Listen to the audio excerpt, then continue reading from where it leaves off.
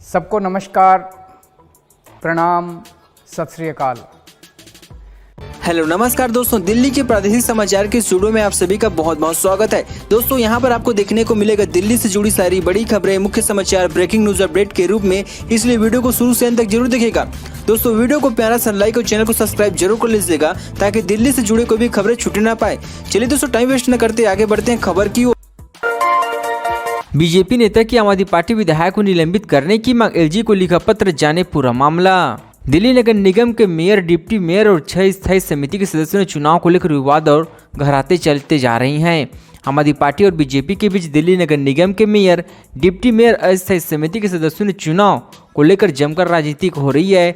अब दिल्ली बीजेपी के प्रवक्ता प्रवीण शंकर कपूर ने उपराज्यपाल विनय सक्सेना को एक पत्र भी लिखा है। पत्र में प्रवीण शंकर कपूर ने 6 जनवरी को दिल्ली नगर निगम की बैठक में हिंसा भड़काने के लिए सजा के तौर पर एमसीडी की कम से कम 3 बैठक के लिए निगम के स्पीकर की ओर से नामित सभी आप विधायक को निलंबित करने की मांग की गई है। दिल्ली नगर निगम मेयर चुनाव का विवाद और बढ़ता गया। बीजेपी और आम आदमी पार्टी के पार्षद धरने पर बैठे।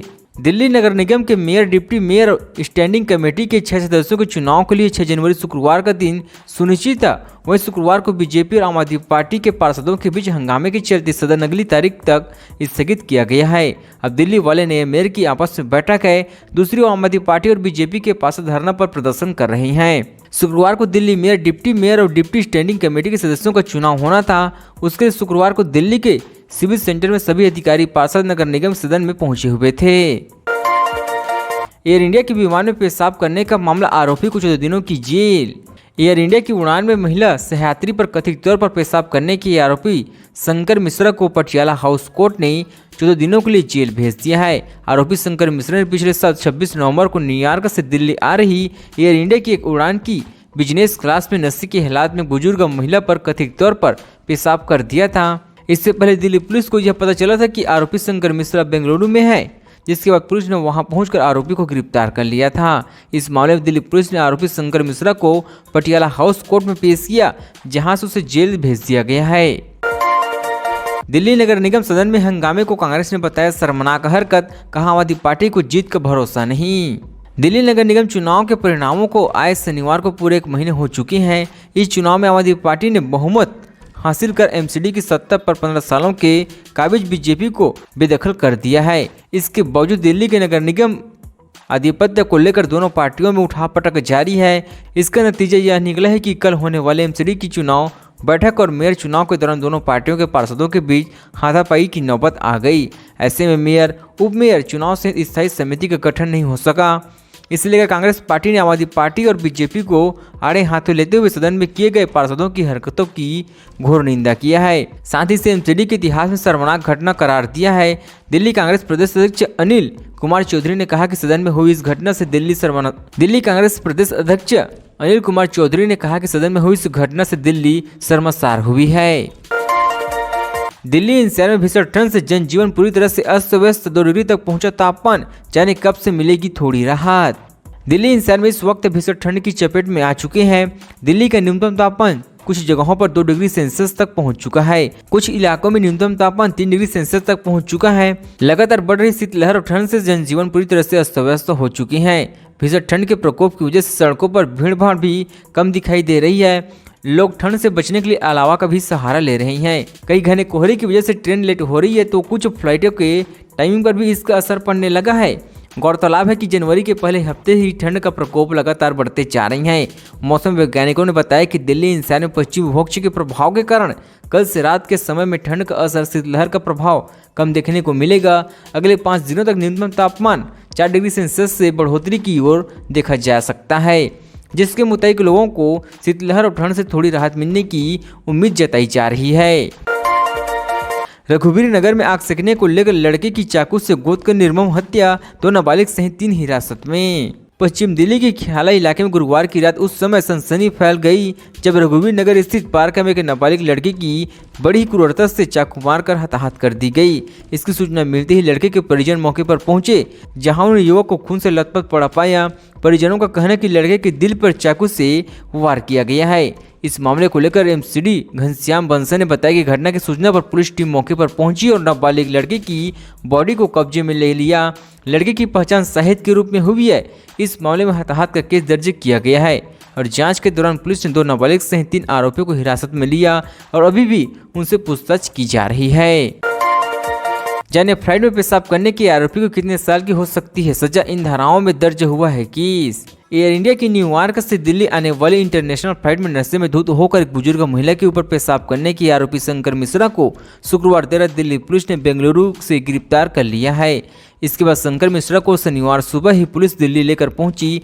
यहां आगे की कार्रवाई करते हुए दिल्ली पुलिस ने शंकर मिश्रा को पटियाला हाउस कोर्ट में पेश किया है। पटियाला हाउस कोर्ट ने आरोपी शंकर मिश्रा को 14 दिनों के लिए जेल भेज दिया है। इससे पहले दिल्ली पुलिस ने इस पूरे मामले में आरोपी के खिलाफ 294, 354, 509 और 510 के तहत केस दर्ज किया गया था। सांकेत कोर्ट के वरिष्ठ अधिवक्ता राजेश कुमार सिंह ने कहा कि दर्ज धाराओं के तहत आरोपी को कोर्ट में 1 से 5 साल तक की सजा सुनाई जा सकती है। दिल्ली में इस समय कड़कड़ाती ठंड पड़ रही है, लेकिन राजधानी में नए मेयर के चुनाव को लेकर राजनीतिक गलियारों में गर्मी चढ़ती जा रही है। दिल्ली नगर निगम के मेयर चुनाव को लेकर शुक्रवार 6 जनवरी को सदन में खूब हंगामा हुआ। इसी दौरान बीजेपी और आम आदमी पार्टी के निर्वाचित पार्षदों के एक दूसरे पर खूब कुर्सियां और लात घुसे चलाई हैं, जिसके बाद दिल्ली बीजेपी अलाकमान हाउस में धरने देने का ऐलान किया है। दिल्ली बीजेपी इकाई के मुताबिक दिल्ली बीजेपी के वर्किंग प्रेसिडेंट वीरेंद्र सचदेव, नेता प्रतिपक्ष रणवीर सिंह विधोड़ी और पार्षदों के सभी सांसद और विधायकों के अलावा पार्टी के दूसरे सीनियर नेताओं के साथ धरने पर एमसीडी हाउस में आम आदमी पार्टी की कथित गुंडागर्दी के विरोध में धरने पर बैठेंगे। यह धरना शनिवार सुबह 11 बजे से राजघाट से सुबह शुरू होगा। दिल्ली नगर निगम मेयर चुनाव पर विवाद और बढ़ा, आज एलजी आवास का प्रदर्शन करेगी आम आदमी पार्टी।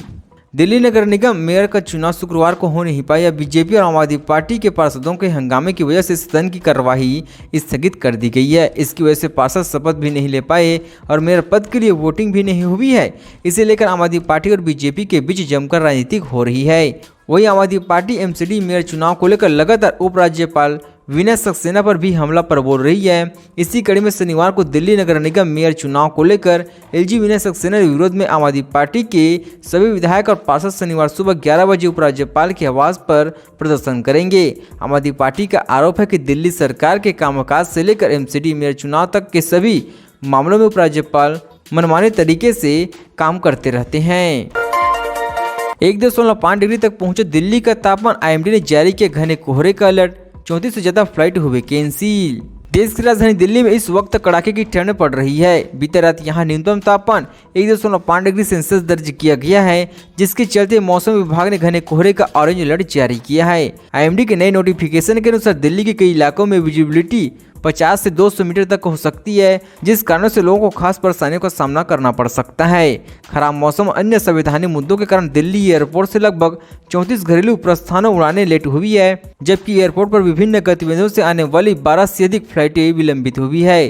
घने कोहरे का ऑरेंज अलर्ट भी जारी किया गया।